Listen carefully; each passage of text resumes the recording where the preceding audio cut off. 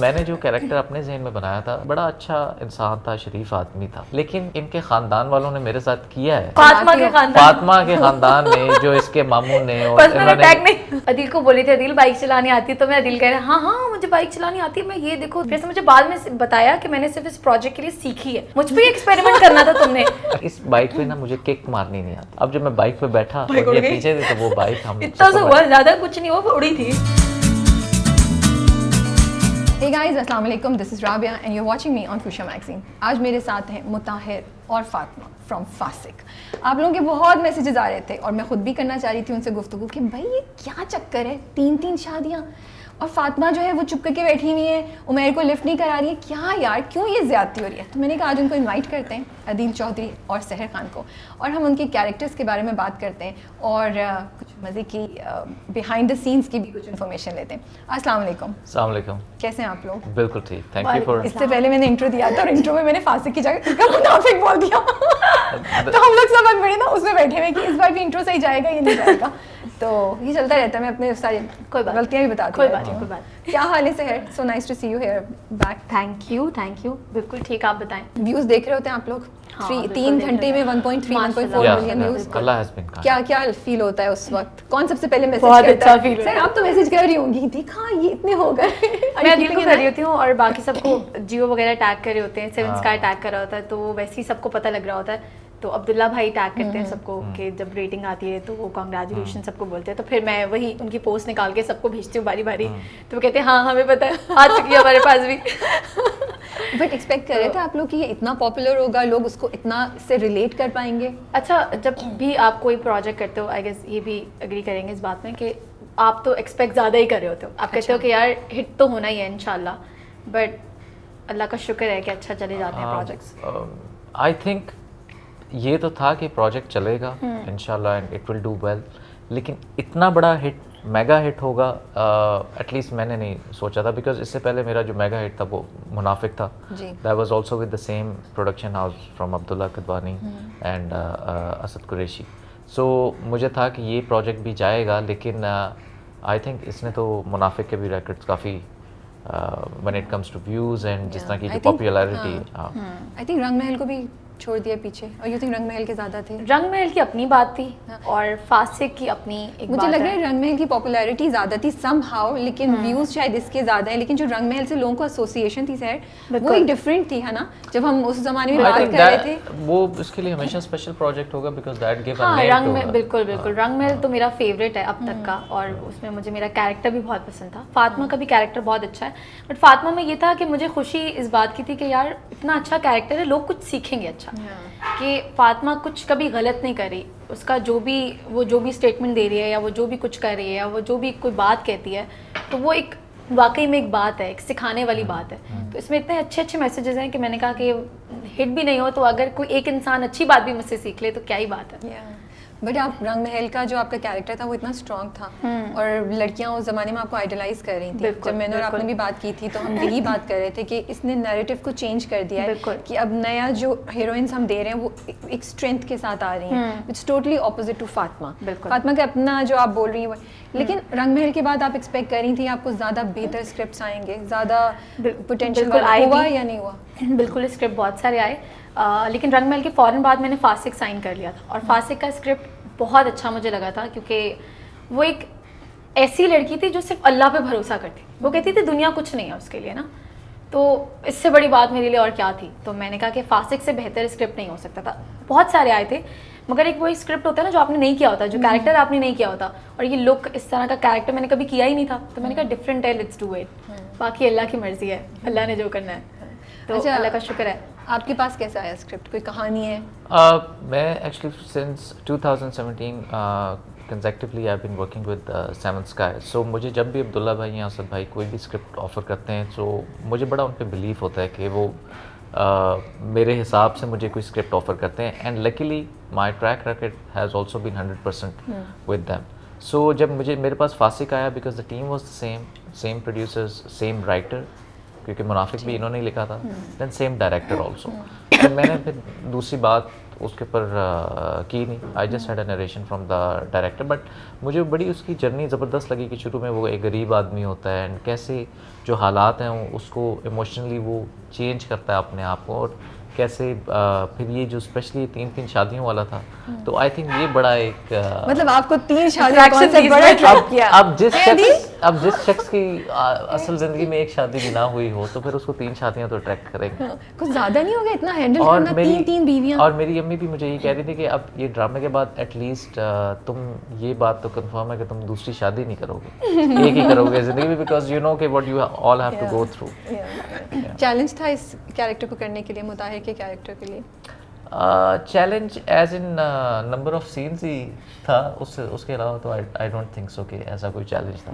लेकिन मुझे लगता है मुताहिर का कैरेक्टर जो है वो एक नेगेटिव कैरेक्टर है, ठीक है? हाँ। शुरू से तो थोड़ा सा मुझे पॉजिटिव लग रहा था, फिर बीच में हम थोड़ा ग्रे एरिया में आए, हम कह रहे थे क्या हो रहा है, is he really doing this? ये तो नहीं लग रहा था, ये तो बड़ा फातिमा को सपोर्ट कर रहा था और सब कुछ, ये क्या चेंज आ रहा है? तो I really like the way जिस तरीके से आपने किया है कि वो आउटराइटली हम उसको डिसलाइक नहीं कर पा रहे। ऐसे ही मैं जब देख रही हूँ तो मुझे मतलब मुझे कोई उस पर गुस्सा भी नहीं आ रहा, मुझे थोड़ी चिढ़ होती है, मैं सोचती हूँ ये बंदा कर क्या रहा है, यू नो। सो एक सॉफ्टनेस सी जो आ रही है वो किस तरीके से आप लेकर, और ये ऑन पर्पस था या ये हो गया? that was particularly on purpose, और उसके ऊपर कई दफ़ा मेरी इन एक्टर्स के साथ भी काफ़ी ज़्यादा बहस होती थी। सहर की शक्ल से कुछ मुझे लगा है कि स्टोरी है, सहर के बाद हम जाएंगे आपके इवन ऊपर। मेरे डायरेक्टर के साथ भी, बिकॉज मैंने जो कैरेक्टर अपने जहन में बनाया था बेसिकली तो ये एक बड़ा अच्छा इंसान था, शरीफ आदमी था, लेकिन जो इनके खानदान वालों ने मेरे साथ किया है,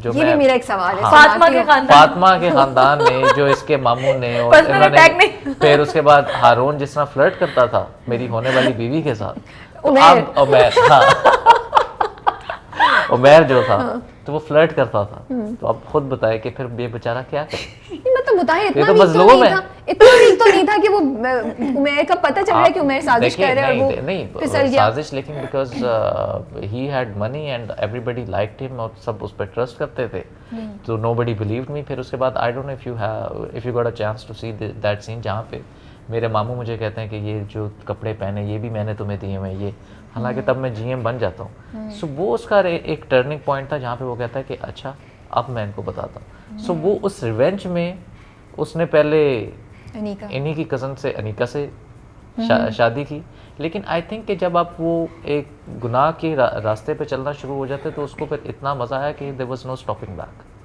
हाँ, ये आपने Yeah. बड़ा उसको एक, जब वो थर्ड उस पे जाता Yeah, है तो ऐसे ये वाकई इसके साथ भी इन्वॉल्व, तो फिर मुझे लगा इसको चस्का लग गया। Yeah, बिल्कुल, यू नो ही बिल्कुल। इज गॉटन दिस कि ये तो मजा आ रहा है हाँ, मुझे, कि इसको कहते हैं छोड़ा, ना कि इसको लिया। कहते हैं ना कि आप एक दफा झूठ बोल लो ना, एक दफा बोल दो, फिर आप बार बार बोलते एंड हो। You get away with it, तो फिर तो आप एंड वो है भी, you know, he is good looking, उसको मतलब 2 बीवियों के होते हुए भी एक तीसरी औरत उसको लिफ्ट पता भी करा नहीं रही है। लगता नहीं, वो गुड माशाल्लाह से, लुकिंग, वो देखे ना, अब इसमें भी एक पॉइंट है, जब वो गुड लुकिंग हालांकि बेचारा शुरू से था, लेकिन किसी ने उसको घास नहीं डाली, पैसा आया तो फिर तब अरे तुमने नोट किया, दिल अपनी तारीफ खुद कर हाँ। दी, शुरू से गुड लुकिंग था वो। नहीं, वो बेचारा शुरू में भी ठीक था, लेकिन किसी ने ये जो मैडम हैं, ये आप पूछिए, ये भी तो मैर के पीछे थी और मैर इनको पसंद था, इसकी बात क्यों नहीं की करता? नहीं, इन पे तो आ रही हूँ मैं, आती हूँ, छोड़ूंगी नहीं, पर्सनल हो रहा है। मुझे जज्बाती हो गए।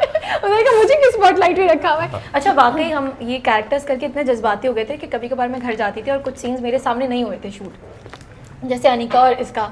तो एक सीन था जिसमें मैं आती हूँ और मैं मुताहिर को देखती हूँ, मुताहिर और अनीका बात कर रहे थे, मैं कहती हूँ मुताहिर चलें, तो वो कहते हैं हाँ जान, तुमने दवाई खाई? मैं कहती हूँ जी खा ली, और इस तरह का सीन था ना। तो वो शुरू में क्या हुआ मैंने नहीं देखा, तो एक दिन मैं घर में बैठ के देख रही, फ्लर्ट कर रहा है उसके साथ। मैंने कहा तुम इतने बड़े चीटर, तुमने ये किया वो क्या? क्या फातिमा का कैरेक्टर इतने, मतलब आप एक कैरेक्टर बहुत लंबे टाइम से कर रहे होते हो ना, तो वो आप बिल्कुल उसी की तरह सोचने लग जाते हो।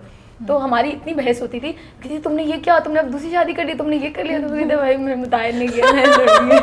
तो मैं कहती थी सारे लड़के ही ऐसे होते हैं, तो ये होते हैं, वो होते हैं। तो even आप कभी कभार कोई कैरेक्टर इतना करते हो कि वो हावी हो जाता है आप पे। इवन कल भी जो एक सीन मुझे बड़ा वो फनी लगा, जिसमें पहले मैं अनीका से बात कर रहा हूँ, तो मैं कहता हूँ जान आप फिक्र ना करें, आपको इस्लामाबाद से क्या चाहिए? फिर सवेरा आती तो उनसे कहता हूँ यस माई लव, आप तो वो बड़ी अच्छी, वो मुझे तो अच्छी? हाँ मतलब एक्चुअली अदील को ना वो सारी चीजें करने को ना बगैर किसी पूछ गछ के ना टीवी पे करने को मिला, यहाँ भी फ्लर्ट, यहाँ भी फ्लर्ट, कोई पूछने वाला नहीं है, कोई डंडा देने वाला नहीं इतने है। अच्छे इतने फनी सीन्स थे कि मुझसे बात हो रही है, मैं जाती हूँ बस अनिका, मैं वहां से निकली हूँ, वहां से अनिका, उस रूम से मैं निकली, वहां अनिका के अबे क्या हो रहा है। इतना बड़ा धोखा, इतना बड़ा धोखा बड़े उससे दे रहा और है। वो सवीरा को बोला पहली मेरी शादी है ना, तो वो पहली दफा दूल्हा बनाऊं ना, तो इसलिए एक्सपीरियंस नहीं है, तो मैंने कहा इतने बड़े झूठे हो तुम, अदील कह रहे मैं अदील नहीं मुताहिर। जब मुताहिर सॉरी अभी अदील जब बात कर रहे थे कैरेक्टर की, जो हम कह रहे थे कि सॉफ्टनेस लेकर आए, is not outrightly you know वो उस तरह हम नहीं नापसंद कर पा रहे, हमें थोड़ी उलझन होती है, हम कहते हैं तो आप क्यों मुस्कुरा रही थी, आपसे क्या बात हो रही थी इस कैरेक्टर के बारे में, आपने कुछ बोला, ये क्या कर रहे हो उधर, अच्छा, और नेगेटिव हो हाँ, तुम, आउटराइटली नेगेटिव हो तुम। अच्छा हाँ, जब ये कैरेक्टर बिल्कुल बदल गया था ना, क्योंकि फासिक कुछ लोग होते हैं, फासिक जो दिखते बहुत पॉजिटिव है लेकिन होते अंदर से वो फासिक ही हैं, तो ये एक्चुअल में भी हैं ऐसे लोग ना, तो ये भी वही था। तो फिर जब सबको एक्सपोज हो गया ना, मैंने कहा तुम एक्सपोज हो चुके हो, अब नेगेटिव है ना, तो तब एक सीन था जिसमें ये मुझे डिवोर्स देता है, तो ये ना ऐसे दे रहा था डिवोर्स, बता दूं मैं तुम्हें तलाक देता हूँ, रो के ना इमोशनल होके कि मेरा दिल नहीं चाह रहा लेकिन मैं तुम्हें देना चाह रहा हूँ। तो डायरेक्टर ने बोला भाई बिकॉज देखिए तलाक उससे भी दी जाती है, इमोशनल अगर रो रहे हो तो तुम क्यों दोगे तलाक। अब मैं बात कर रही हूँ, रुक जाओ। तो अब ये कह रहे हैं नहीं मैं पॉजिटिव हूँ, मैं प्यार करता हूँ। अब डायरेक्टर बोले तुम प्यार करते हो, तुम अगर प्यार करते हो तुमने वहाँ सवेरा से चक्कर चलाया हुआ, तुमने अनिका से शादी की हुई है, तुम्हारा बच्चा है, तुम्हें फिक्र नहीं, अभी तुम कह रहे हो मैं डिवोर्स नहीं दे सकता क्योंकि मैं प्यार करता हूँ फातिमा से। तो फिर हम इससे बोले थे भाई तुम नेगेटिव हो गए, तुम कह रहे नहीं लोग ये बोलेंगे, मैंने बोला क्यों, अब डर क्यों रहे हो, अब करो अब करो, अब दो मुझे डिवोर्स। अब तुम्हें बताएंगे लोग नहीं तुम इतना अच्छा कर रही हो ये वो, अब मैं तुम्हें दे दूंगा, तो मुझे तो लोगों ने बड़ा वो करना है, ये करना है, फिर अब तो कैरेक्टर है बेटा करना पड़ेगा, डायरेक्टर भी कह रहे हैं अब आपको करना पड़ेगा। तो वो उस बात में मैं चाहती कि कभी कभार ना ये कोशिश करता था कि यार अगर यार नेगेटिव है मैं थोड़ा पॉजिटिव डाल देता हूँ एलिमेंट ना, ताकि थोड़ी तो लोगों को मुझ पे तरस आ जाए। मगर मैंने कहा ना बेटा जितनी तुम्हारी हरकत है, अंदर का अच्छा इंसान तो नहीं मार सकते ना जो नेचुरल वाह वाह वाह क्या Good बात cover है up. अदील। इसलिए भी शायद मुताहिर को गालियां इतनी नहीं पड़ी। वैसे सही बात है, मुताहिर को गालियां नहीं पड़ रही। अच्छा वो तुम्हें वो इसकी ट्रिक है ना, अनिका बेचारी क्या? को ज्यादा इसकी ट्रिक पड़ है रही। वो, इसने नहीं, नहीं। हाँ अनिका को वैसे ज्यादा हाँ, he's ये right. इसने किया। ये क्या चक्कर है, मैं भी जाके मैं भी देख रही हूँ लोग मुताहिर की इतने अगेंस्ट नहीं जितना मैं समझ रही थी। याद है उसमें रंग में तो कितना लोग पीछे पड़ गए थे वो दोनों कैरेक्टर्स का, और कितनी जंग छिड़ी हुई थी। यहाँ ऐसा नहीं था, यहाँ इसलिए भी ऐसा नहीं था क्योंकि अनिका ने थ्रू आउट वो नेगेटिव थी ना फातिमा के साथ, और उसने उसका घर बर्बाद किया। उसने मुताहिर तो अच्छा था, शुरुआत तो उसने की ना, उसने वो इसके पास आई, उसने इसको कन्विंस ये तो किया। बेबी थे, मुताहिर तो फिसल गए है ना। मुझे ऐसे लगता है कि कहते हैं ना कि हालांकि अगर आपको कोई एक अच्छा दोस्त हो, वो भी अगर आपको कन्विंस करता रहे यार ये कर लो ये कर लो ये कर लो, एक वक्त आएगा कि आप बोलोगे अच्छा चलो यार कर लेते हैं, कोई मसला नहीं है, वहाँ चल लेते हैं, झूठ बोल देते हैं अम्मी अब्बू से ये वो। तो आपकी जो आसपास के लोग होते हैं ना वो अच्छे होना बहुत ज़रूरी है। तो मेरा ख्याल है कि वो अनिका ने उस चीज़ की शुरुआत की, तो इसलिए लोगों को पता है, जो लोग शुरू से प्रोजेक्ट को देख रहे हैं तो वो लोग कह रहे हैं हाँ अनिका के साथ सही हो रहा है, क्योंकि जो गलत करता है लोग यही एक्सपेक्ट कर रहे होते हैं कि भाई उसके साथ बुरा कब होगा, तो अनिका के साथ हो रहा है तो मुताहिर के साथ होगा बुरा। मुताहिर को भी प्राइस देनी पड़ेगी या नहीं? देखें you have to watch the serial for that, और जो ऑडियंस भी है उनको ये सीरियल देखना चाहिए। लेकिन क्योंकि आपने ऑफ कैमरा मुझे बोला था एक बात, हाँ बोल दो। नहीं but people would cry for him you said, because उसकी चौथी शादी होगी। हाँ सॉरी यू जोकिंग और you No, no, serious? no, no. चौथी किससे कर रहा है भाई, तो कोई नहीं नजर आ रहा। यही तो मैं कह रहा हूँ, दैट इज अ सरप्राइज। इस बात में लोग रो जाए। नहीं नहीं ये कोई रोने हाँ, की बात हाँ. नहीं है, नहीं नहीं That is a surprise element I really hope for Mutahir our has to pay audience. ये दोनों मिलके मुझे बेवकूफ बना रहे हैं। चलो मैं क्वेश्चन चेंज कर रही हूँ, अब हम देखेंगे क्या होता है, चौथी शादी होती नहीं होती। मुताहिर हैज टू पे अ प्राइस, है ना सर या नहीं? मैं कहती हूँ जो इंसान बुरा करता है उसे दुनिया में भी भुगत के जाना होता है, और फिर आखिरत में अल्लाह और इतने कोड़े मारता है क्यों कहते हैं बेटा दुनिया में भी इसका सिला दो और आखिरत में तो लूंगा ही तुमसे, सब्र करो। अच्छा इसको फातिमा से कभी मोहब्बत थी? इसको शुरू से ही फातिमा से मोहब्बत थी। तो फिर इतना बुरा क्यों कर रहा है? बच्चा भी रख लिया, बच्चा नहीं दे रहा है। क्योंकि उसके जहन में वही सारे फ्लैशबैक्स आते हैं जब ये उमैर के लिए मुताहिर को छोड़ती है। ये शुरू मुझे में- शुरू से पसंद करता हाँ, होता है वो तो हाँ। और But लेकिन because I'm फातिमा का not character- rich, point to be noted, because I'm not rich, she likes Umair. Fatima इसलिए उमैर को हाँ पसंद जी। करती है। अच्छा ये तो इसकी सोच फातिमा है ऐसी ना तो नहीं है। देखिए हर एक्टर एक कैरेक्टर खुद भी सोच लेते हैं ना अपने दिमाग में कि ऐसा था वैसा था यूं था फलां था, लेकिन एक राइटर भी कुछ लिखती है तो मैं आपको राइटर का पॉइंट ऑफ पर व्यू मेरा बताती हूँ बदला, मैं बता रहा हूँ जो मेरा पॉइंट ऑफ व्यू बदला लेने का वो ये है। ना तो डायरेक्टर का था, फातिमा नहीं थी, बस फातिमा को शुरू से उमैर पसंद था। ऑफ कोर्स हाँ, वो तो वो मैंने शुरू से कहा उसका ख्याल करती थी, वो उसके साथ रहती थी। और दूसरी चीज़ ये भी है ना कि वो हमेशा से ना उसको बचा होता है, कजन्स में हो जाता है, आप पसंद करना शुरू कर देते हो मगर वो कभी इजहार नहीं करती। और मुताहिर को हमेशा बड़ा भाई समझती थी। ये बताइए कि बड़े दिल पे हाँ लगी नहीं होगी नहीं जाके। नहीं, ये ऐसे वैसे ही बात था। सही कह रही है, बिकॉज शुरू में ये जो मुताहिर भाई, कैरेक्टर है वो मुताहिर मुताहिर को शायद, भाई हाँ। बड़ा भाई समझती है, मगर वो सिचुएशन इस तरह की हो जाती है कि वो उमैर उसको धोखा देता है, फिर वो कहती है ठीक है वो और अल्लाह। और मैं भी शुरू में मेरा ख्याल है अनीका की तरफ ज्यादा Yeah, inclined अनीका की था, तरफ लेकिन inclined थी, yes. वो भी मुझे, ये दोनों मुझे रिजेक्ट कर देती। तो कसूर मुताहिर का नहीं मुताहिर है, का Rejection ये का देखें है, देखें दुनिया का है। ये हालात ऐसे कुछ बन गए कि जिस वजह से ये they created a monster. Okay Mutahir में जो चेंज आया है, मुझे लगता है मुताहिर के कैरेक्टर के आर्ट में जो चेंज आया है वो बहुत सडन आया है। मैं उसको जो जो चीज़ें दिखाई जा रही हैं वो जस्टिफाई नहीं कर पा रही हैं उसकी चेंज को। अब जाके मुझे समझ आ रही है कि अब वो पैसे के पीछे भाग रहा है। हाँ। बीच में अनीका के साथ जो उसने किया वो नहीं जस्टिफाई हो रहा था, बिकॉज yeah, मुताहिर yeah. काफी स्टेबल कैरेक्टर चल रहा था, हमारी Yeah, सिंपथीज yeah, थी yeah, उसके yeah, साथ, ऐसे हमें ही। उसकी कंफ्यूजन भी पे भी थोड़ा वो होता था, चिढ़ नहीं चढ़ती थी। तो ये आप जब पढ़ रहे थे तब आपको भी फील हुआ? नहीं, बिकॉज मैंने पूरा स्क्रिप्ट पढ़ा हुआ था तो मुझे लगा कि इसको एट द एंड जो है राइटर भी और डायरेक्टर उसको जस्टिफाई कर लेंगे। एंड वही वाली बात मैं अपने जहन में यही इस चीज़ को लेके चल रहा था, बिकॉज ये तो शरीफ आदमी था, इसने कभी एक्स्ट्रा मैरिटल अफेयर चलाया नहीं था, because but one Exactly, woman yeah. Was pinching him. And फिर उसके बाद जो मेरे मामू भी थे, तो आई थिंक वो उस चक्कर में, because he never got caught, पहली दफ़ा में जब वो नहीं पकड़ा गया तो फिर उसको लगा कि यार ये तो शायद लाइफ इसी तरह चलेगी, so you can get away with it. Okay तो maybe that was the reason. Sehar, जो फातिमा का कैरेक्टर है बड़ा मुझे डिफरेंट आपने उसको गेटअप किया हुआ है, मुझे उसकी ऑरा जो होती है वो महाभारत से बिल्कुल डिफरेंट लगती है, यू नो। लेकिन थोड़ा सा मुझे ये भी नहीं समझ आती कि कंफ्यूज्ड है, थोड़ी सी दबी हुई है, क्या है फातिमा का कैरेक्टर, क्योंकि उसके साथ मुसलसल चीज़ें होती हुई आ रही हैं। ठीक है, आप कह रही हैं कि उसका अल्लाह में यकीन है, लेकिन वो अपने लिए कहीं स्टैंड नहीं कर पाती है, और अब जाके थोड़ा सा हम देख रहे हैं। मैं आपको बताती हूँ क्यों। क्योंकि जो फातिमा है ना, पहली चीज़ तो यह है कि वो किसी और के घर में रहती है, ठीक है, वो अपनी अम्मी के घर में नहीं रहती। और जो उसके अब्बू का कैरेक्टर था, जिनकी अब ड्रामे में डेथ हो गई है, तो उनको हमेशा से दबाया ही जाता था पूरे घर में कि तुम तो सिर्फ एक स्कूल टीचर हो नॉर्मल से, और तुम, जो मेरे ताया बू थे वो कहते थे कि तुम भी मेरी तरह बिजनेसमैन बनो, और ये वो तो कहते थे नहीं, मुझे ये इस तरह का रिश्वत और इस तरह के काम नहीं करने, मैं खुश हूँ कम में ना। तो उसने फातिमा की तरबियत बिल्कुल अपोजिट की थी। बाकी अनीका वो सब उसी माहौल में बड़े हो रहे थे और वो इस माहौल में बड़ी हो रही थी, तो उसने तो बचपन से ये सारी चीज़ें फेस की नहीं थी ना, तो उसको पता था कि चुप रहना है हर जगह। क्योंकि उसके साथ हर कोई गलत कर रहा है, चच्ची गलत कर रही हैं, ताई अम्मी अच्छी थी उसके साथ मगर ताया वो अच्छे नहीं थे। तो थ्रू आउट उमैर उसके साथ इतना बुरा था, हमेशा उसको जो है वो डिग्रेड करता था, फंसा देता था, झूठ बुलवाता था, ये करता था। तो वो तो थ्रू आउट ऐसे ही कैरेक्टर था ना।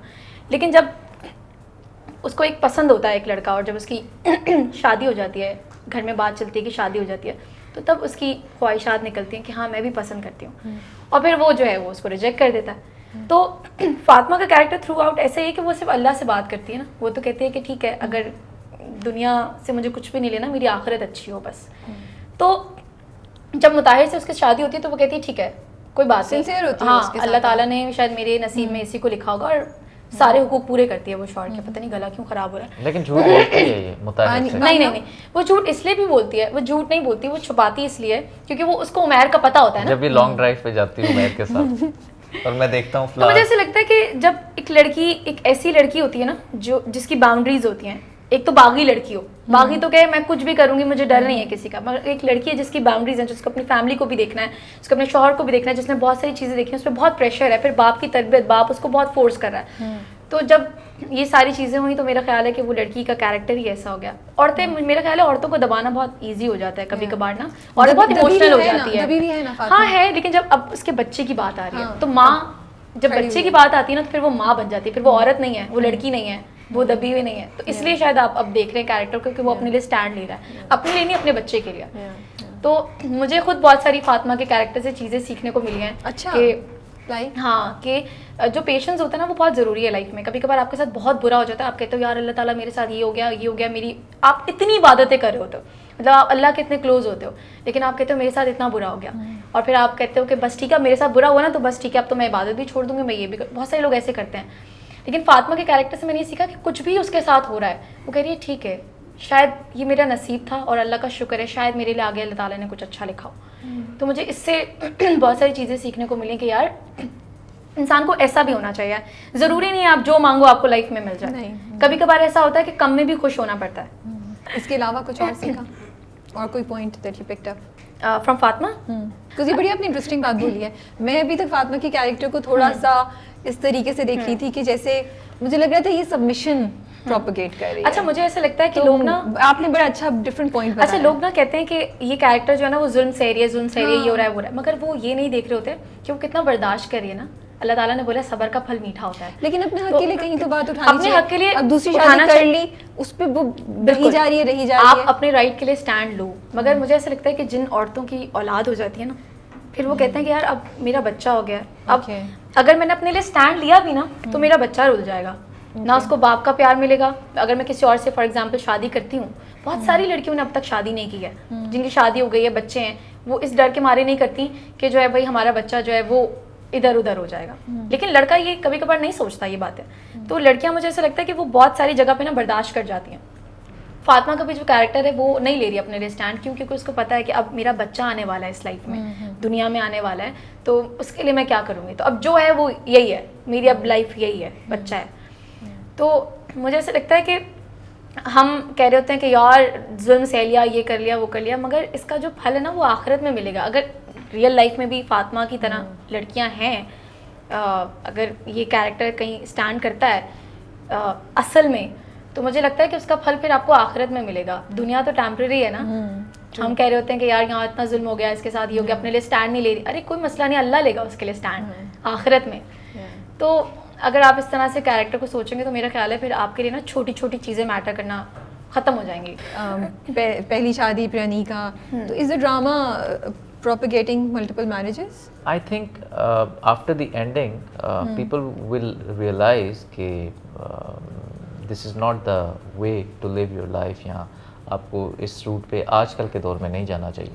जैसे the other day I was speaking to my mother, तो मेरी वालदा भी मुझे यही कह रही थी कि अब एटलीस्ट इस ड्रामे के बाद तुम्हें ये पता चल गया कि तुम दूसरी शादी नहीं करोगे, तो तुम एक ही करोगे। बिकॉज जिस तरह वो मैनेज कर रहा होता है या जिन इश्यूज, बिकॉज देखिए उसको भी तो कितना स्ट्रेस है कि वो कभी शॉपिंग मॉल में जाता है, दूसरी बीवी पकड़ लेता है, फिर वो वहाँ से निकलता है। सो ये that's a lot of stress.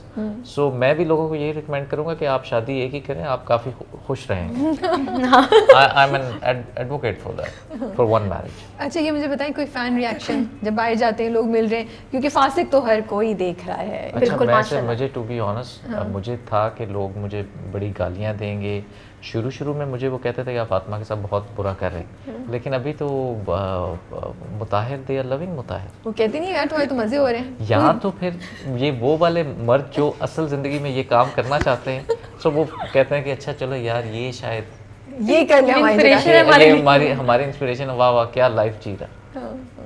Okay कोई रिएक्शन आया, कोई डीएम्स में मैसेज? मुझे बहुत ज़्यादा मुझे ऐसा लग रहा था, मैं मतलब रंग महल के बाद मुझे ऐसा लग रहा था अब से महापारा की फैंस आपको मिलते हैं। बट जब फासिक शुरू हुआ ना, अब जब मैं बाहर जाती हूँ तो जिस तरह लोगों का रिएक्शन मिलता है मुझे, और लोग लिटरली मुझे इतनी खुशी होती है कि जब मुझे कोई बताता है। मुझे किसी ने बताया कि उस दिन ना हमने सीखा गीबत वाले, मैंने एक मैसेज दिया था ड्रामे में कि हम कहते हैं ना कि यार हमने झूठ तो नहीं बोला, तो अगर मैं किसी के बारे में आपको कोई बात बता रही हूँ तो वो झूठ तो नहीं है, सच है ना, तो वो वही तो गीबत है। अगर मैं आपको झूठ बता रही हूँ किसी के बारे में तो वो बुराई होगी, लेकिन अगर मैं किसी के बारे में आपको सच बता रही हूँ यार उसने ये किया, उसने वो किया, और देखो उसने वैसा ये कर, तो वही तो गीबत है। तो वो दिन बता रहे थे कि इतने अच्छे आपने मैसेज दिए, तो जब कोई इस तरह का फ़ैन मिलता है ना और आपको बताता है कि हमने ये सीखा, हमने आपकी वजह से नमाज़ पढ़ना शुरू कर दिया है, तो इतनी खुशी होती है मुझे बहुत सारी लड़कियां मिली और बहुत सारी आंटीज़ मिली जो मुझे कहती थी, आंटी कहती थी कि ना मेरी बेटी नमाज़ नहीं पढ़ती, मैं कहती थी देखो फातिमा से सीखो कि नमाज़ नहीं छोड़ती वो, देखो कुरान पाक पढ़ी है, ये कर रही है। तो जब इस तरह की बातें आपको मिलती है ना, आपका दिल खुश हो जाता है। फैंस रिएक्शन तो वैसे ही इतने मिलते रहते हैं ना आपको, मगर जो इस तरह की है कि आपके कैरेक्टर से कोई कुछ सीख रहा है, तो वो मेरे लिए बहुत बड़ी बात है। नहीं, ये बात मैं वैसे राइटर्स के बारे में कहूँगा कि कुछ मैसेजेस वो बहुत ही ज़बरदस्त और होने चाहिए। देते हैं जो है। मेरा तो खैर इनके लिए तीसरा प्रोजेक्ट है, so I think specially religion को लेके या वो वाली जो चीज़ इन्फ्यूज़ करती हैं वो बड़ी ज़बरदस्त होती है। कोई एक सेट से वाकया आप लोगों का बाइक वाला? कोई सीन वाला बता दो हाँ, मजे आई तो- थिंक सबसे ज़्यादा जो है वो बाइक वाला ही। अच्छा, वैसे बहुत सारे हुए थे मगर वो वायरल वो बाइक वाला हो गया था। मैं अदिल को बोली थी, अदिल बाइक चलानी आती है? तो मैं अदिल कह रहा हाँ हाँ मुझे बाइक चलानी आती है, मैं ये देखो थी। मैंने बोला अदिल तो मैं नहीं आती। फिर से मुझे बाद में बताया कि मैंने सिर्फ इस प्रोजेक्ट के लिए सीखी है। मैंने कहा अच्छा सीखी, और मुझ पे एक्सपेरिमेंट करना था तुमने। अच्छा नहीं, ये तो इनका वर्जन है, लेकिन मैं बाइक चला सकता हूँ। अच्छा, एंड मैंने बाहर लाइक यू नो हाँ, चला नहीं, उड़ा भी सकता हूँ। 500 जाती है सीसी कभी टू कभी। 700 सीसी बाइक आल्सो। लेकिन मैं बताऊँ इसमें हुआ क्या। मेरे साथ हो चुका है, आप नहीं नहीं, प्लीज। इस सीन में हुआ क्या। ओके बेसिकली इस बाइक पे ना मुझे किक मारनी नहीं आती, यू नो, जैसे आप स्टार्ट करते हैं। लेकिन बाइक चलानी आती है हाँ, आपको? Start obviously। कैसे होगी? अच्छा, किक मारनी नहीं आती अब बस वो मुझे। जब गेट से निकलना था और अब मैंने कहा यार एक किक, मैंने जो एक हमारे डीओपी के असिस्टेंट थे हसनैन, उनको मैंने कहा कि यार ऐसा कोई ऐसा सिस्टम कर दो कि ना ये बाइक बंद ना हो, बिकॉज यूजुअली ये बाइक ना अगर आप बंद हो जाती है अगर आप इसका क्लच छोड़ते हैं। उसने क्या किया, उसने उसकी रेस तेज कर दी। अब जब मैं बाइक पे बैठा बाइक और उड़ ये गई? पीछे थी, तो वो बाइक हम इतना सा सबको हुआ, ज्यादा कुछ नहीं हुआ, वो उड़ी थी। लेकिन नहीं, फ्रेंड ने it was- बचा लिया it was बाइक quite- को भी। हाँ, क्योंकि इन्होंने ही बाइक पकड़ी हुई थी, बचाया Honestly, मैंने तुम्हें। ओह, तुमने मैंने मुझे बचाया। पकड़ा हुआ था। अच्छा, मैं नहीं पकड़ती तो उड़ जाते। क्या बाइक ऊपर चली गई तो ना? उतर के तुमने कितनी सुनाई है बताओ? ये CD70 बाइक तो थी। हंस रही थी। Listen, हंसी नहीं थी ये CD70 बाइक थी, नासा का रॉकेट नहीं था कि उड़ जाता। नहीं, honestly। लेकिन अच्छा। Thank God we were safe. वो घूम रही है बाइक और दिल भी घूम रहा है। वो रोक रहा है, वो घूमे जा रही है, मैंने पकड़ लिया। रुक जाओ भाई। तो मैंने बचाया ना। नहीं, तुमने है, चलो सही ये बचाया हर बात का भाई। क्रेडिट लेना चाहती। अच्छा, how was working with Haroon and you know Sukaina, कैसा आप लोग हर वक्त आप और हारून मिलके गाना वाना गाते थे? बिकॉज़ यू हारून गाते थे? हारून गाता था, मैं नहीं गाता था, ये लेकिन you know he sings so well right? हाँ, बट सुनाया नहीं आज तक हमें तो गाना सेट बोल बोल के थक गए। I think Harun is actually one of the best co-actors I got a chance to work with. He's very witty, he's very funny, और बड़े बड़ा sweet हैं। हाँ बड़ा इवन सुकैना जो हैं वो सुकैना बड़ी भी बहुत ज़बरदस्त अच्छी, बिल्कुल। को-एक्टर्स हैं, बड़ी अच्छी आर्टिस्ट हैं। आई थिंक कि स्पेशली ये जो जज्बाती वाले जो साइको वाले जो जो scenes सीन थे होते- उसने बहुत अच्छे बहुत हाँ, अच्छे वो किए मैं हैं। देख रही थी, रोती भी है तो बड़े इम्पैक्टफुल होता है। और हम सब एक्टर्स की केमिस्ट्री भी बहुत अच्छी थी, इसलिए बहुत बड़ा मजा अच्छा भी था। आया। You know what is- पूरा प्रोजेक्ट ऐसे निकल गया, हालांकि कितना लंबा हमारा प्रोजेक्ट था। देखें जब 81 days I shot, I think over 100 days she shot. तो अच्छा, यूजुअली क्या होता है कि जब इस तरह के सेट्स पे आप जाते हैं तो मुझे काफ़ी दफ़ा एक्सपीरियंस हुआ कि कई दफ़ा एक आधा कोई नेगेटिव आर्टिस्ट, मतलब नेगेटिविटी होती है, टॉक्सिक होता है सेट। बट थैंक गॉड अल्हम्दुलिल्लाह इस सेट के ऊपर ये बात थी कि हम जो सारे आर्टिस्ट थे, you know, we were like friends. ये नहीं होता था कि अच्छा इसका सीन खराब करना है, या मैं जो आर्टिस्ट में आपस में होते हैं, यू नो, हमेशा हम एक दूसरे को अच्छी Support बात ही ही करते बताते थे, थे कि नहीं यार बिल्कुल। इसको ऐसे कर लो, ये करो। सो आई थिंक ये भी एक मैंने भी बहुत बताया था ना, थोड़ा सा नेगेटिव करो। ये भी, और थैंक गॉड मैंने वो नहीं किया, वरना आज मुझे लोग गालियां दे रहे थे। इसकी तो मैं कोई बात नहीं सुनता। तो हाँ, एक चीज़ है, आंसू वाली टेक्निक इसने मुझे बताई थी। हाँ। ये तो मैं देखो, हाँ। अच्छा, अच्छा, आंसू कैरेक्टर में आंसू थे इसके? हाँ। लेकिन तुम निकाल रही हो, मैं भी निकालूंगा। तुम्हें लोग प्यार देंगे, मुझे गाली देंगे। अच्छा, ऐसे तो नहीं चलेगा, रुको तुम, मैं भी लगाऊंगा। डिवोर्स दे रहा तुम्हारा, मैं तुम्हें तलाक देता हूं। डायरेक्टर ने बोला रुक, साफ करे आप बेटा आंसू। आंसू के बगैर डाइवोर्स दें आप। अच्छा, ये बताओ यार, ये फातिमा हर वक्त इतनी दवाइयाँ क्यों भूल जाती है? एक ही दफा तो भूलिए। और एक और पॉइंट, ये दवाइयाँ भी और चार्जर। हाँ, दवाइयाँ चार्जर ज़्यादा जो है, मतलब इनको दवाइयाँ क्या? क्यों भूल जाती हो? भाई बेचारी का कोई ख्याल ही नहीं रखता, सब चीज़ें उसे खुद करनी होती है। मुताहिर की जिम्मेदारी है ना दवाइयाँ देना, शौहर की जिम्मेदारी होती है। अब शौहर पूरा नहीं कर रहा, बेचारी क्या क्या करे। इनके पूरे घर में एक ही चार्जर है जो ये एक दूसरे से लेके चार्ज कर रहे होते हैं फ़ोन के। कहाँ जा रहे हो? मैं उस चार्जर तो घरों में ऐसे ही होता है। वो फोन करके दवाइयाँ फिर आके निकालेगी और मुताहिर और अनीका फिर भी नहीं पकड़े गए। तुम फार्मेसी से ले लेती दवाइयाँ। अच्छा, वो जो सीन था ना, उसकी स्लिप नहीं थी मेरे पास। जो वो सीन एक्चुअल में शूट हुआ था वो यही था कि जो है ना वो दवाइयाँ Strictly होती हैं। मंगवाने के लिए उमैर को भेजते हैं, मगर मेरे पास नहीं होती ना, तो वो सारी चीज़ें मेरे घर में ही होती अच्छा ये बताए, अब उमैर उसको अब जिस स्टेज पे ड्रामा आ गया है, क्यों रिजेक्ट कर रही है उमैर को? क्योंकि वो मुताहिर नहीं है ना, कितनी बेचारी शादियाँ करे। अगर तो मुताहिर होती तो वो बोलती ओके। वैसे मैं बात कह रही हूँ। सही है, पहले बेचारी मुताहिर थोड़ी है, पहले लड़की है, थोड़ा उसको टाइम नहीं, लगेगा। वैसे इसके लिए बेचारी इतने माशाल्लाह ट्रॉमा से गुजरी है, 3 दफा तो देखो, पहले इसने की उससे उमैर से बेचारे ने मंगनी मंगनी की, तोड़ दी। फिर इसने मुझसे की, अब दोबारा शादी। हाँ तो मुझे ऐसा लगता है कि कोई भी रिलेशन हो, जब आपका खत्म होता है आपको थोड़ा टाइम लगता है Okay. किसी नए Choose रिश्ते में time, जाने okay. के लिए। आप अपने माइंड को समझाते हो, अपनी मतलब टाइम लगता है आपको, तो मेरा ख्याल है वो टाइम ले रही है। तो जब उसे लगेगा कि हाँ he is the only one जिस पे मैं ट्रस्ट कर सकती हूँ अब, तो शायद। ये बात आपने बिल्कुल सही बोली है कि क्योंकि बहुत से लोग कमेंट्स में भी देख रही थी, सब लोग यही कहते यार ये उमैर को क्यों रिजेक्ट किए जा रही है, लोग बहुत हाँ मतलब हम मतलब हमारी फैमिली में भी अगर कभी कभार किसी के साथ कुछ गलत हो जाए XYZ, तो लोग कहते हैं शादी कर लो ना दूसरी। कोई इतना आसान नहीं होता मेरा ख्याल है, क्योंकि लड़की को टाइम लगता है। इवन लड़कों को शायद नहीं लगता होगा, लेकिन लड़की को टाइम लगता है। मैंने बहुत सारे ऐसे केसेस सुने देख कि लो, हमें पहली मैंने शादी अभी में इतना टाइम अभी लग रहा है, मैंने ऐसे बहुत कैसे सारे हो ऐसे केसेस सुने हैं कि अभी बीवी की डेथ हुई और हस्बैंड ने जो है वो शादी कर ली फ़ौरन से। तो मेरा ख्याल है लड़के बहुत जल्दी मूव ऑन कर जाते हैं, क्योंकि उन्हें लगता है कि यार मैं तो बाहर निकल जाऊंगा, बट मेरे पीछे मेरी फैमिली है उसे संभालने के लिए XYZ। मगर लड़की के लिए एक लड़के से दूसरे लड़के पे शिफ्ट होना बहुत मुश्किल है, बहुत मुश्किल है, मुझे ऐसे लगता है। तो वो टाइम ले रही है फातिमा। और मेरा ख्याल that's a very good explanation. मर्द भी जो है बच्चों के लिए करता है दूसरी शादी, कि उनको इसने अपना साफ कर लिया, तो बोला मैं पॉजिटिव ले रही है, सर ने अच्छा जवाब दे दिया, मैं भी कुछ बोल दूं अब जो ताकि जो है ना बोले हाँ। बेसिकली राबिया बोले डील, बेसिकली Good answer. देखिए मैं आपको बताता जी, हूँ, जी, जी। मैं ऑडियंस को बताना चाहूँगा जो अब देखें सवेरा से भी उसने बेचारे ने शादी की है। बेचारे ने नहीं, हालात कुछ ऐसे बने, सवेरा से भी उसने इसी वजह से शादी की क्योंकि अनिका उसका ख्याल नहीं रख रही है, अज़लान का। अच्छा, और तो फातिमा उसने ने कहा क्या चलो किया? सवेरा को दे। अब वो अजलान को ले जाके देगा सवेरा को, सवेरा ले हाँ। लेगी। सवेरा उसी स्टिक से देखिए, मारेगी इसको। उनको सवेरा की अम्मा ने तो बताना है ना जो आपको मजा तो। बट अच्छा जर्नी रहा है, मजे का रहा है, मजे का। Excellent. अब बहुत अच्छा। एक तो मेरे दूसरे सवाल हैं फासिक से अलहदा हटके। मैं जब फासिक बोलती हूँ मैं कहती हूँ मुनाफिक ना निकल जाएगा मेरे मुंह से, you know, मुझे स्ट्रेस हो रहा है। मुनाफिक या फासिक? For you which one is? मुनाफिक। क्यों?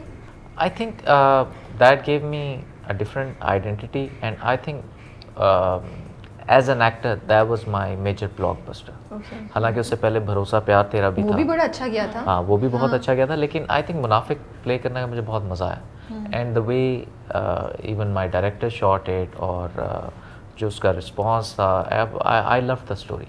ओके। या आपने बॉलीवुड में भी काम किया हुआ है, Yeah. आप बाहर पढ़ने भी गए क्लासेस Yeah. लेने के लिए, आपको उससे कोई फ़र्क लग रहा है? कुछ ऐड किया आपके क्राफ्ट में अब जब आके आप वापस इंडस्ट्री में काम कर रहे तो? आई थिंक जब आप बाहर कहीं पढ़ने जाते हैं या वैसे भी आप जाते हैं, so you get to learn a lot. So एक थोड़ी सी आपके अंदर फिनेस आ जाती है। बाकी मैं सब एक्टर्स को, जो आप चाहे जितनी मर्जी डिग्रीज ले लें या किसी भी प्रेस्टिजियस इंस्टीट्यूट में चले जाएं, आई थिंक जो एक्सपीरियंस आपको प्रैक्टिकल काम करके मिलता है, लाइक फॉर एग्जांपल मैंने I started off with the film okay. And I was मैं अपने बारे में बताऊं, आई एम नॉट एन एक्टर। मतलब आई एम समबडी जिसने कर के ये चीज़ को इतना रिहर्स किया या प्रैक्टिस की कि आज मैं चलो यहाँ तक पहुँच गया हूँ। लेकिन कई लोग होते हैं जो बॉर्न एक्टर्स होते हैं या उनके अंदर वो चीज़ होती है। तो ये चीज़ें मुझे ये सीरियल्स और ये ड्रामास करके ही आए। तो जब मैंने स्टार्ट फिल्म से किया, I think I did a very bad job. I wish कि अगर आज मैं वो वाली फिल्म करता तो मैं शायद वो एक डिफरेंट तरीके से करता। So nothing beats experience. या सहर, आप अभी जिस पोजीशन पे हैं ज़िंदगी के, जिस करियर के, लाइफ के, तो कुछ सवालात हम लोग आजकल अपने जो गेस्ट आते हैं उनसे करते हैं ताकि कुछ कॉन्वर्सेशन स्टार्ट हो। सोशल मीडिया से रिलेटेड मैं सबसे पहले बात करूँगी, आप दोनों से बात करूँगी। सोशल मीडिया बहुत ज़्यादा लोगों पे प्रेशर डालता है, हर चीज़ को इतना खूबसूरत और इतना परफेक्ट बना के दिखाता है। आप बेशक आप इस वक्त फील कर रहे हो कि आप बहुत बुरे मूड में हैं, आपकी ज़िंदगी में दुख है, लेकिन आप एक स्माइल के साथ डालेंगे और लोग समझेंगे वाह ये तो ज़िंदगी में परफेक्ट है इस इंसान के, यू नो। तो आप लोग जो सेलिब्रिटीज़ हैं या जो इन्फ्लुएंसर्स हैं, आप लोगों की भी पिक्चर्स इतनी परफेक्ट होती हैं, देख के हम कहते हैं कितने खूबसूरत हैं, जिंदगी भी कितनी अच्छी लग रही है, ये ड्रामा वो ड्रामा, पीछे बहुत कुछ ऐसा नहीं होता, किसी भी लाइफ परफेक्ट नहीं होती। बिल्कुल। आपको लगता है कि ये जो चीज़ है सारी और ये जो एंटरटेनमेंट की इंडस्ट्री है, ये एक्चुअली ऐड कर रही है सोशल मीडिया पे जो इतना प्रेशर है, इतनी नेगेटिविटी जो आ गई है, लोगों को नेगेटिव अंदाज में जिस तरीके से लोगों की सोच पे, लोगों पे कंपटीशन, लोगों पे प्रेशर डाल रहा है, ये इसमें हाथ है इन्फ्लुएंसर्स का, सेलिब्रिटीज़ का, इतना परफेक्ट दिखने पे? अच्छा, मुझे ऐसा लगता है कि पॉजिटिव और नेगेटिव हर जगह होता है। ठीक है, और हर किसी की लाइफ में कुछ ना कुछ हो रहा होता है, लेकिन हर कोई नहीं बताता ना। अब अगर हम भी जो हमारे साथ कुछ गलत हो रहा है हम वो भी दिखाने लग जाए तो लोग तो वैसे ही और अपसेट हो जाएंगे। एटलीस्ट हमें देखकर उन्हें थोड़ी सी इंस्पिरेशन तो मिल रही है कि वो कह रहे हैं कि यार ये हंस रहे हैं तो हम भी हम भी तैयार होते हैं, हम भी खुश रहते हैं, हम भी अच्छे लगते हैं। तो मुझे आपकी इस बात से मुझे याद आ गया जब आपने ये बात की, जब मैं अपना प्रोजेक्ट करी थी सांवरी, तो मेरे भाई की डेथ हुई थी। बहुत बड़ा मेरे लिए वो एक इंसिडेंट था और मैं सोच भी नहीं सकती थी कि ये अचानक ऐसे हो जाएगा। बट मैं प्रोजेक्ट कर रही थी, मैंने काम किया, ठीक है, मैंने कंप्लीट करवाया। जब मेरे प्रोजेक्ट शुरू हुआ मुझे बहुत अच्छा रिस्पॉन्स मिला। तो हर किसी की लाइफ में कुछ ना कुछ हो रहा होता है, ज़रूरी नहीं आप हर चीज़ दिखाओ। और मुझे ऐसा लगता है कि शायद अपनों को ही दिखाना चाहिए, क्योंकि आप हर किसी से जो है ना वो एक्सपेक्ट नहीं कर सकते कि अगर मेरे आंसू हैं तो वो पहुंच लेगा या वो पहुंच लेगी। नहीं, यहाँ हर कोई नहीं है कि आपकी सिंसेरिटी को समझ सके। तो अच्छा बुरा तो हर जगह है। और मुझे बड़ी खुशी होती है कि ये जो प्लेटफॉर्म हमें मिला हुआ है, अब मैंने देखा है कि बहुत सारे लोग यहाँ पर आकर बोलते हैं। अगर किसी के साथ कुछ गलत हो रहा है तो ये प्लेटफॉर्म है, यहाँ पर लोग बोल देते हैं। अभी मैं इतने सारे इंस्टाग्राम पे नाम नहीं ले रही, बट मैंने बहुत सारे केसेस देखे जिसमें लड़कियों ने आकर बोला कि ये हुआ वो हुआ, जिसके थ्रू लोगों को पता चला, पेजेस ने उठाया, लिखा, उस पर बात हुई, उनसे कांटेक्ट किया। तो अगर ये प्लेटफॉर्म्स नहीं होते तो लोगों तक पता कैसे चलता? इस दुनिया में बहुत कुछ बुरा हो रहा है जिसके बारे में लोगों को नहीं पता, लेकिन क्या इस प्लेटफॉर्म के थ्रू आप बता रहे हो? हाँ, मैं उन लोगों के खिलाफ हूँ जो इसका गलत इस्तेमाल करते हैं, जिनको नहीं करना चाहिए, क्योंकि ये एक प्लेटफॉर्म मिला हुआ है, इससे आप लोगों में पॉजिटिविटी को फैलाओ, नेगेटिविटी से दूर रहो। मैं तो हमेशा ये कहती हूँ अपने फैंस को भी, हर किसी को। बट जो मेरी सोच है, मेरी सोच ये है कि यार मुझे ऐसा लगता है कि अगर मेरे साथ कुछ बुरा हुआ है ना, तो मैं कभी भी वो अपने इंस्टाग्राम पे नहीं लगाऊंगी कि मेरे साथ ये बुरा हो गया या मैं गिर गई, मेरे मैं तो इतनी मुझे छोटे लगती हैं, इतना मैं गिरती हूँ और ये वो। बट ज़रूरी नहीं है कि मैं वो हर किसी को बता दूँ। हर किसी की एक लाइफ होती है अपनी पर्सनल ना। तो ये जो प्लेटफॉर्म है ना, ये लोगों को हंसाने के लिए या खुश देखने के लिए, हमारा काम पसंद करने के लिए, मैं कहती हूँ वो दिखाएं, खुश रहें लोग, ये ना, और एडमायर करें, अच्छी बात है। मैं तो कहती हूँ लड़कियों को तैयार होना चाहिए। मैं तो घर में नहीं होती बिल्कुल भी तैयार, लेकिन क्या मुझे लगता है कि लड़कियों को बिल्कुल सीखना चाहिए। अगर वो किसी लड़की को देख रही है कि यार वो बहुत अच्छी लग रही है, तो वो बिल्कुल तैयार हो, उसका हस्बैंड खुश होगा उसे देख के, लेकिन खुश होंगी। आपने बिल्कुल सही बात बोली और ये बहुत अच्छी बात है कि भाई हम जो है उसको सोच समझ के दुनिया के सामने प्रेजेंट करो और लोगों को इंस्पायर करो, लोगों को करेज दो कि मूव ऑन। और मुझे ऐसा लगता है कि जब आपके साथ कुछ भी गलत होता है ना, आप अपनी फैमिली को बताते हो तो आपको सपोर्ट करते हैं, कहते हैं हाँ कोई इट्स ओके, अगर हो गया कोई इशू नहीं है। आप वही चीज़ लोगों को बताओगे ना, वहाँ पे 10 लोग अच्छी बात करेंगे, 10 लोग बुरी बात करेंगे, 3 लोग आके कुछ अपनी तरफ से आपको बोलेंगे, तो इतनी हवा बन जाएगा उस बात का कि इट्स बेटर कि आप सिर्फ पॉजिटिविटी को फैलाओ और दूर रहो इन सब चीज़ों से।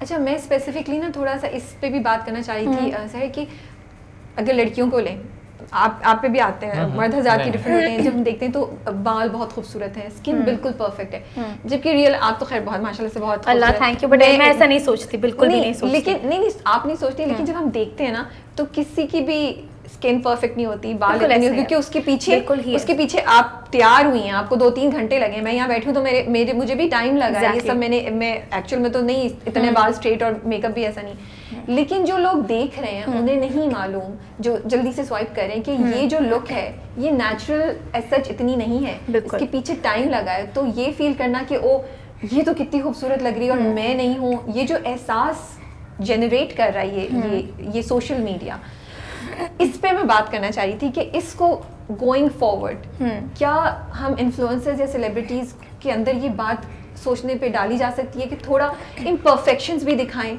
थोड़ा रियल लाइफ, या फिर इस बात पे भी बात करें जैसे कि अगर मैं इतनी अच्छी लग रही हूँ या मैं इतनी परफेक्ट लग रही हूँ तो मुझे इसमें 5 घंटे लगे हैं, मुझे ये ड्रेस भी कहीं से मैंने किया है, मैंने इसके साथ पूरा, मैं रियल लाइफ में आप भी 5 घंटे लगाएंगे तो शायद, ताकि वो जो प्रेशर है और वो जो मसनूई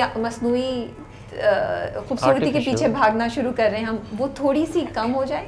जब मैं स्कूल में थी ना तो मेरे साथ के जो फेलोज थे ना उनकी हाइट्स बहुत बड़ी थी, तो मैं बहुत कॉन्शियस हो जाती थी। मैं कहती थी यार मेरी हाइट छोटी है, क्यों इन लोगों की बड़ी है, मैं मुझे भी टॉल होना है ये वो। तो मुझे किसी ने समझाया कि जब आप में ये इनसिक्योरिटीज़ आए ना किसी भी चीज़, किसी भी हवाले से, किसी भी हवाले से, तो आप अपने से उन लोगों को देखो जो जिनके पास वो सारी चीज़ें नहीं हैं।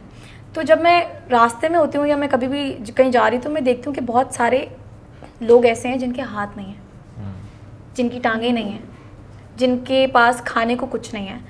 तो मैं कहती हूँ कि ये जो आप जिसकी बात करी ना कि ये किसी भी इंसान में है, तो मैं तो उसको यही बोलूँगी कि आप उन लोगों को सिर्फ एक दफ़ा उन लोगों को देख लो, अपने से उन लोगों को मत देखो, अपना सर ऊपर मत करो, वहीं देख लो, अपने आसपास के लोगों को ही देख लो, वो इनसिक्योरिटी ख़त्म हो जाएगी।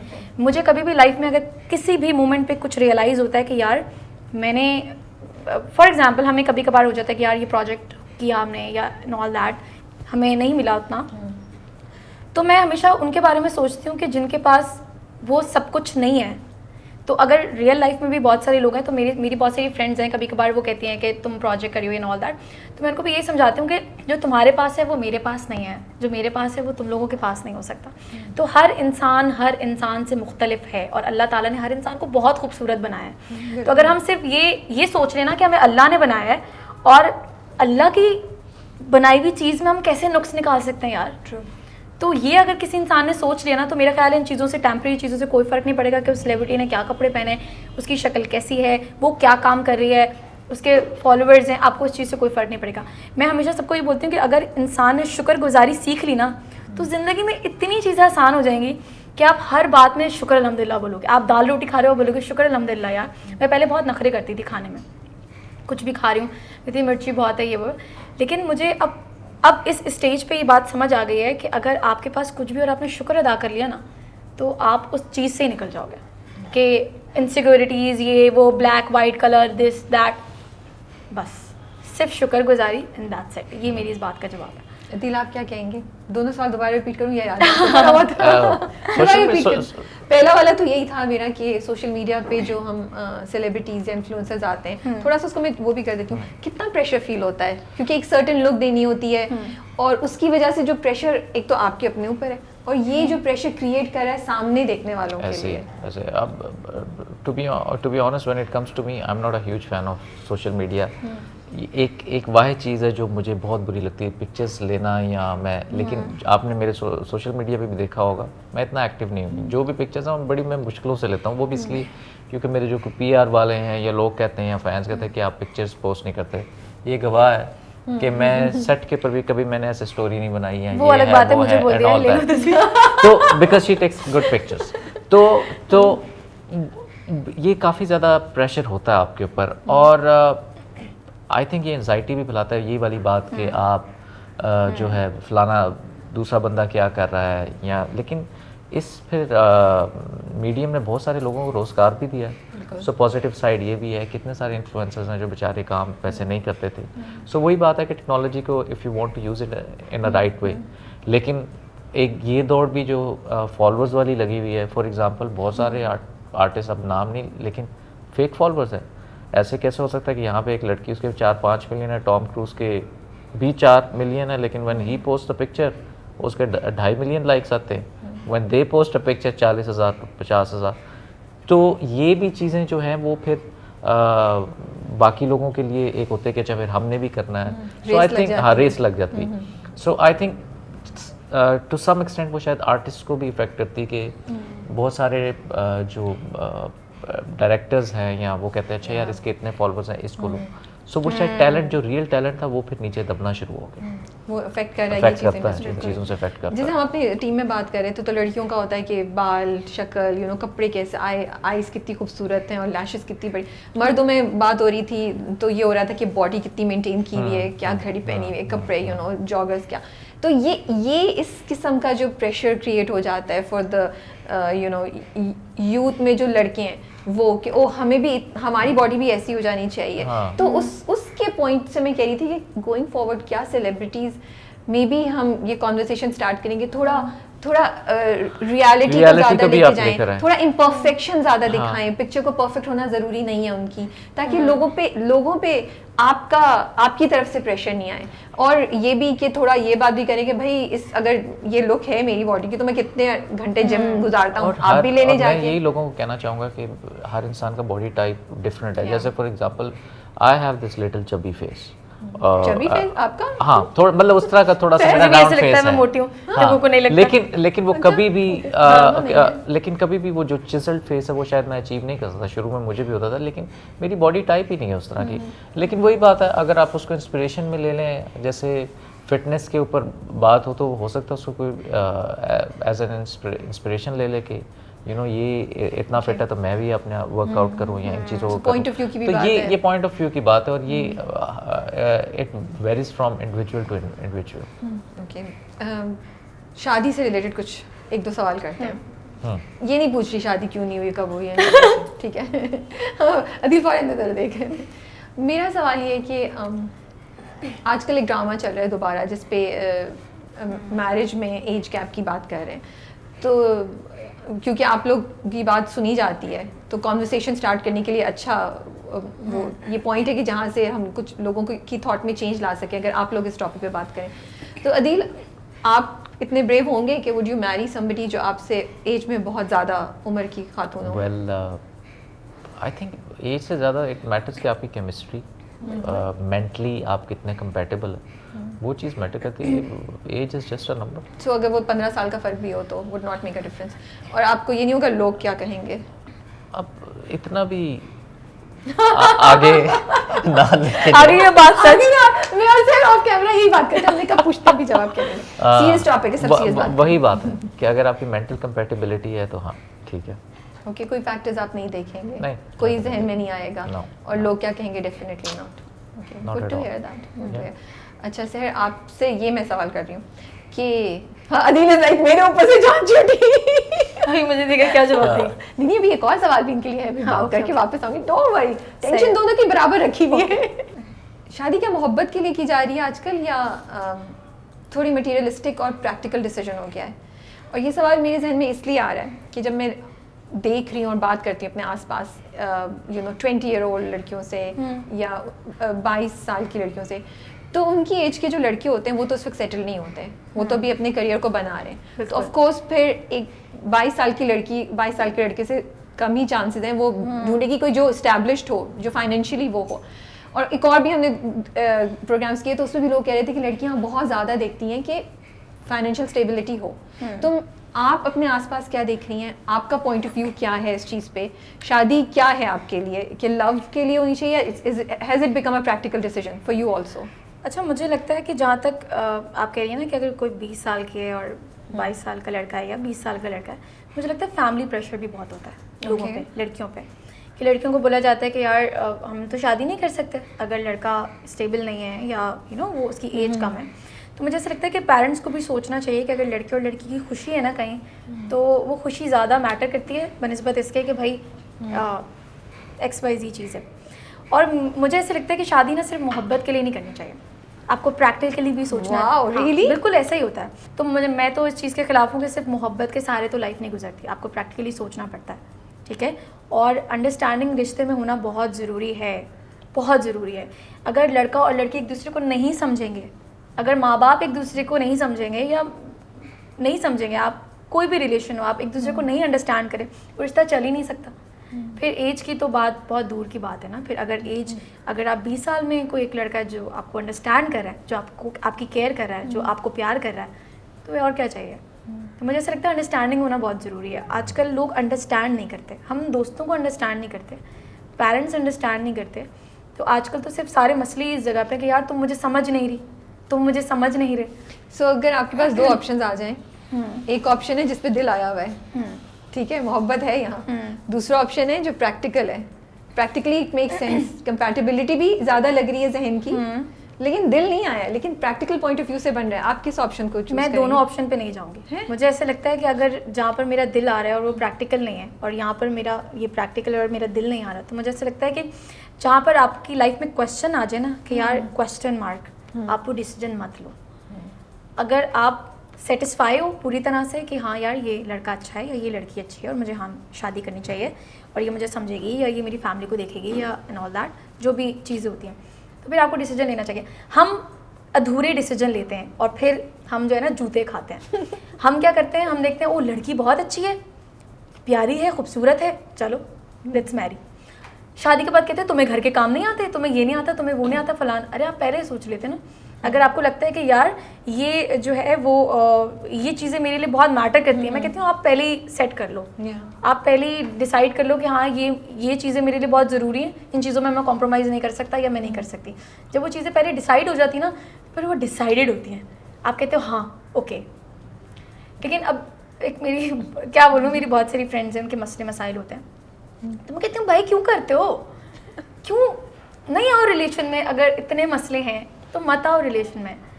तो मुझे ऐसा लगता है कि आपको ना दोनों तरफ से सोचना पड़ता है। बहुत सारी लड़कियां प्यार मोहब्बत में डिसीजन ले लेती हैं, बाद में कहती हैं यार लड़का तो मेरे बारे में सोच ही नहीं रहा।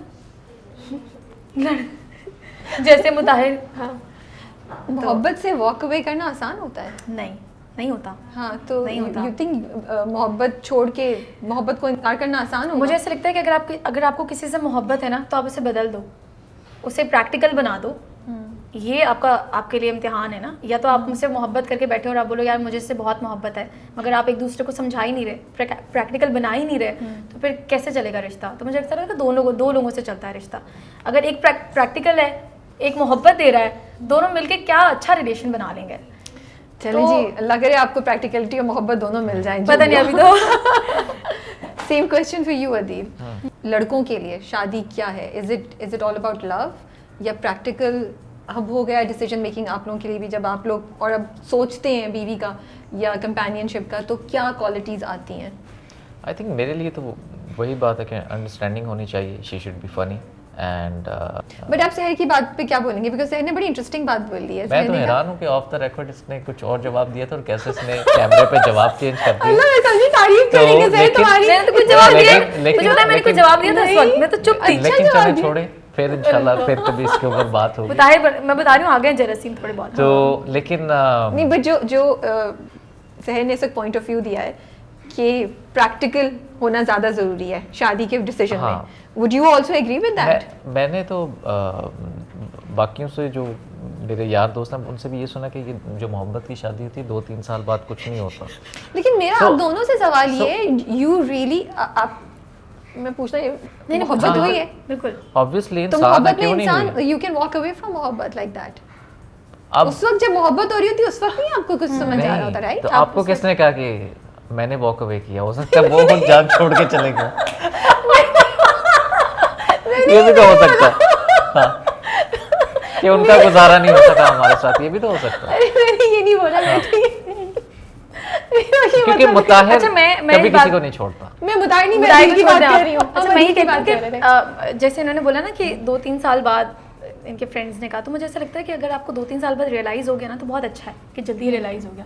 आपने बोला ठीक है मूव ऑन, ठीक है। लेकिन जो बहुत 27 साल 30 साल रिलेशन चलते हैं, बच्चे इतने बड़े हो जाते हैं, फिर उन्हें रियलाइज़ होता है कि यार हाँ अब हम नहीं रह सकते। मगर मुझे ऐसा लगता है कि रियलाइजेशन जो है ना उसका कोई टाइम नहीं है, जब भी हो ओके गुड है, आपको हो गई। I think more than मोहब्बत it's about कि you get used to the other person. आपको एक दूसरे इंसान की आदत पड़ जाती है. So maybe that's मोहब्बत. What is love? When you care for somebody, when you want to know, you know कि वो how that person is doing, और आपको आदत हो जाती है, आप रोज़ उससे बात करते हैं. So I think that's what you call love. अब ये तो अब आप कहें 3-4 साल बाद भी आप कह रहे हैं कि मैं मर जाऊंगा, ये कर दूंगा। I think ये अच्छा लोगों को अच्छा बहुत सारे लोगों को ना पता ही नहीं है मोहब्बत है क्या। है ना, हम लोग बस बोल देते हैं कि यार हमें उससे प्यार हो गया, उससे मोहब्बत हो गई और बस अब हम नहीं छोड़ सकते। क्या है मोहब्बत? Love is respect. बिल्कुल ओके। किसी की रिस्पेक्ट करना। लेकिन ऐसा नहीं है कि रिस्पेक्ट ऐसे नहीं, बहुत सारे लड़के मुताहिर जैसे कितनी रिस्पेक्ट दे रहे हैं, फातिमा को भी, अनीका को भी, सबको। तो ज़रूरी नहीं है कि रिस्पेक्ट, बहुत सारी चीज़ें होती हैं, कहते हैं ना कि बहुत सारी चीज़ें मिलके एक रिश्ता बनता है, तो उसमें रिस्पेक्ट भी ज़रूरी है, प्यार भी, केयर भी, बहुत सारी चीज़ें, अंडरस्टैंडिंग, बहुत सारी चीज़ों से मिलके बनता है। लेकिन मुझे ऐसा लगता है कि हर इंसान की अपनी सोच है और आप किसी को कितना भी समझा लो, हर इंसान ने अपने दिमाग से चलना है। बहुत सारे लोगों को हम समझाते हैं कि यार नहीं है, नहीं अच्छा तुम्हारे लिए डिसीजन, बट वो लोग कहते हैं कि नहीं हम खुश हैं अभी, फिर उन्हें बाद टाइम रियलाइज़ होता है कि हाँ ये तो गलत हुआ है। सर करियर के जिस पॉइंट पे हैं इस वक्त शादी का ऑप्शन भी ऑफ कोर्स जहन में आता होगा, राइट, लेकिन उसको आप किस तरह अपनी ज़िंदगी में प्लेस करती हैं? आपको लगता है कि जब आप ये डिसीजन लेंगी तो आप अपने करियर को भी उसी तरीके से मैनेज कर सकेंगी? For girls like you, for females like you, जो इंटरटेनमेंट इंडस्ट्री में भी हो सकती हैं और किसी और इंडस्ट्री में भी, बिल्कुल, जहाँ करियर बहुत अच्छा और बिजी जा रहा है। बहुत सारी हैं हमारी माशाल्लाह इंडस्ट्री में, आयजा खान है, सारा खान माशाल्लाह, बहुत सारी एक्टर, इकरा अजीज़ हैं जिन्होंने शादी की, बिल्कुल, और बहुत अच्छा अपने करियर को लेके चल रही हैं।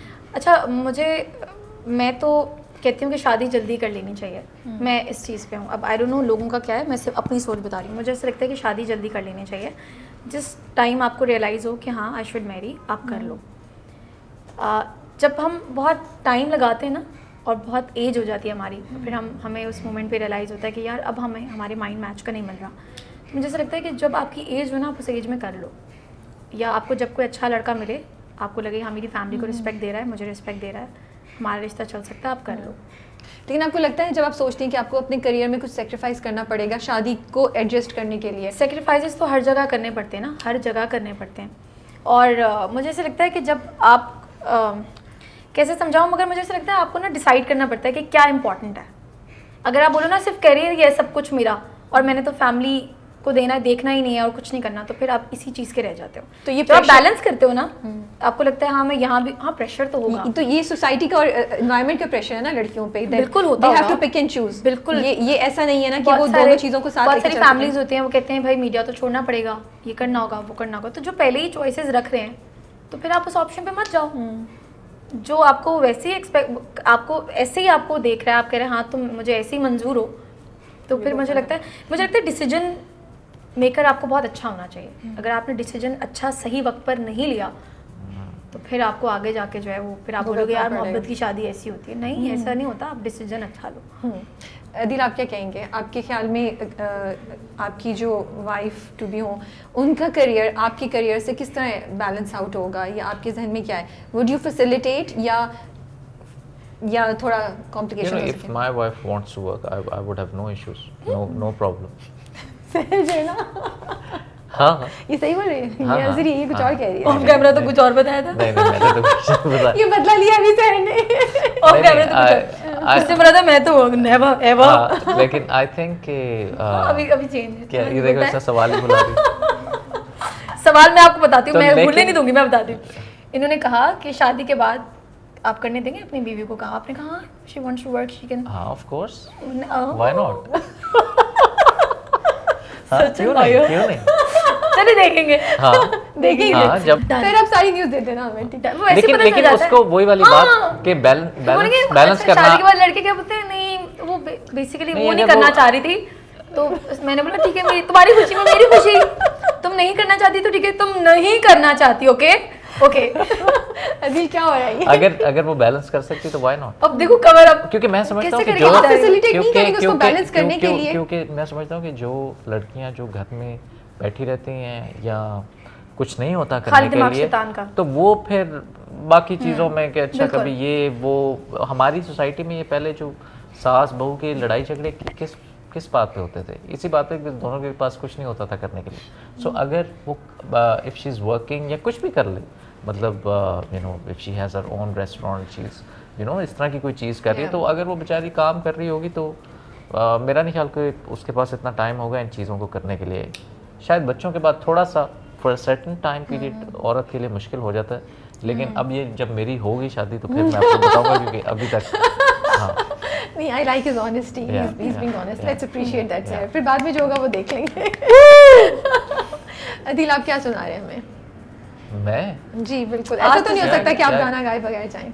अब मुझे तो इतना अरसा हो गया गाना अभी तो हुए। गाया गाना कब सुनाया गाया? था। कब गाया? अच्छा मेरा एक अपना गाना है, किसे आवाज़ दूँ। ठीक है। सो मे बी आज बड़े अरसे बाद मैं गाना गाने लगा। Okay, so it goes like, अपनी तन्हाइयों में कोई साया भी नहीं, अपनी तन्हाइयों में कोई साया भी नहीं, कोई अपना भी नहीं, कोई पराया भी नहीं, किसे आवाज दूं, किसे आवाज दूं, किसे आवाज दूं, किसे आवाज दूं। Thank you. Very अब nice. आपको शहर सुनाएंगी, बहुत ही अच्छा जबरदस्त गाती हैं। शहर वो सुनाएं जो आप पिछली बार सेट पे गुनगुनाया था। आपने गाया था। कौन सा? वही वाला। कोई सुना दो, कौन सा गाना? नहीं, मजाक पता नहीं कौन सा होगा। फांसी का सुना, कौन फांसी का? चलें सुनाएं। और कौन सा सुनाओ, आते नहीं। साहिल पे खड़े हो गा रहे थे। अरे अल्लाह का हाँ। शुक्र है थोड़ा सा। अल्लाह ताला इज्जत रखना। साहिल पे खड़े हो तुम्हें क्या गम, चले जाना, मैं डूब रहा हूँ अभी, डूबा तो नहीं हूँ, ऐ वादाए फरामोश मैं, तुम साथ तो नहीं। हाँ। तुम साथ तो नहीं हूँ। नहीं, बड़ा इम्प्रूव किया तुमने सर। अच्छा। सीरियसली मैं बता रहा हूँ, वरना सेट पे तो मेरे आधे से ज्यादा सीन इसी वजह से खराब होते हैं, because she kept on singing, she kept on singing. लेकिन सर तुमने वाकई, मुझे लग रहा है कि तुमने कोई उस्ताद रखा है, तो रखा हुआ है, क्लासिकल सीख रही हो, झूठ नहीं बोलूं। मेरी आवाज अच्छी है नहीं? नहीं है, इसकी अच्छी नहीं, बात तो अच्छा गाती है, आज मुझसे है। हाँ, सर नहीं, अच्छा नहीं, गाती है। अच्छा गाती अब ये हमें यही वाला सुनाएंगे। हाँ। अच्छा, मैं मुझे तो याद ही नहीं। Okay, you have to sing one more song for us because you sing really well. धूप में खड़ा जल रहा हूँ मैं, साया तो मुझे ये मेरा जुनून, ये मेरी जलन कह रही है क्या, मेरी ये थकन कह रही है क्या, चलो तो सही, चलो तो सही, प्यार व्यार भी हो ही जाएगा, हो ही जाएगा। Thank you so much. My pleasure. Very nice. very nice. Junaid Jamshed का मैंने इसलिए गाया because he is actually one of the reasons that why I got into this industry, because I remember that I was in grade 3 and he used to be my neighbor in Islamabad. तो इनको देख देख के, इनको रोहेल हयात को, क्योंकि मेरे neighbour होते थे Rohail Hyatt, so they used to practice, तो वहाँ से फिर मुझे शौक हुआ and you know I wanted to get into this field. नहीं, बहुत शुक्रिया, बहुत अच्छा गाया। और आई थिंक मैंने यही वाला गाना आपका यूट्यूब पे सुना, आपका जो आपने से पहले गाया था ना, Okay, आपका हाँ, किससे वाला, आवाज़। वही मैंने किससे आवाज़, वो मैंने ये यूट्यूब पे बेसिकली सुना था। मैंने एक किसी फिल्म- कॉन्सर्ट में आप गा रहे थे, मैंने हाँ, देखा मेरी था। फिल्म थी एक, मेरी तो नहीं थी, I was a playback singer in that, Jugaad, Manoj Bajpayee की। Thank you so much both of you. Pleasure, thank you for having us over, it was wonderful talking to you. सही हो गए क्वेश्चन, बिकॉज जब अदील बहुत आया था ना, तो अच्छा। अदील वाज लाइक कि ये पता नहीं ऐसे ही सवाल पूछेंगे, नहीं, ये नहीं, वाला नहीं, भी, वो वाला, तो लेकिन देखें, आई रेड योर माइंड, आपने कहा मैं कुछ ऐसे सवाल, मैंने कहा शादी के ऊपर। हाँ, लेकिन डिफरेंट थे। हाँ, वो तो नहीं हाँ। पूछा कि शादी कब करें, किससे ये नहीं करें, था, क्यों किससे नहीं कर रहे हैं, की, क्यों नहीं कोई किया नहीं अभी ऐसा तक। पूछा मैंने सवाल। हाँ, ये भी है। तीन के बाद तो मेरा ख्याल है मैं थोड़ा ब्रेक लूँगा। चलिए भाई, आपको जितना ब्रेक लेना है ले ले, अल्लाह आपके हक में बेहतर करे। बेहतर करें। नहीं, but thank you so much both of you and Thank sorry, नए प्रोजेक्ट्स। ओ यस। वरना मुझे सबसे ज़्यादा डांट, आपने पूछा नहीं नए प्रोजेक्ट्स। सर, आप किस पे कर रही हैं? अच्छा, मैं एक प्रोजेक्ट कर रही हूँ जियो के साथ with Okay. Seven sky, Ramesh Rizvi का प्रोजेक्ट है, तो वो इंशाल्लाह आने वाला है। तो वही लॉन्ग सीरीज है? इट्स अ या- सीरियल। हाँ। हाँ, आई डोंट नो कितने एपिसोड का है, बट अभी फिलहाल 22 या 23 कौन-कौन है आपके एपिसोड्स साथ? हैं। मेरे साथ आगा अली हैं, अरे हाँ। हाँ, और असफर रहमान हैं, Okay. रुबीना अशरफ हैं, और अच्छी कास्ट है, बहुत अच्छी सारे cast है, लोग हैं, मज़े और की मज़ा आ cast रहा है, है, हाँ। मज़ा आ रहा है। डायरेक्टर हमारे बहुत अच्छे हैं, रामेश है। रिजवी, बहुत मज़ा आ रहा है। आप किस पे काम कर रहे हैं? मैं अभी मिसबा खालिद के साथ प्रोजेक्ट कर रहा हूँ, Okay. वेरी फाइन डायरेक्टर, और रोग उसका नाम है। वो तो स्टार्ट हो गया है, आप हाँ, उसी को कंप्लीट कर बट रहे हैं। I am completing that, Okay. So I think वो इंशाल्लाह फासिक के बाद लोग देखेंगे। शुक्रिया बहुत बहुत, and wish both of you best of luck for your future project. Thank you Thank so you, much, thank you, thank thank you so much.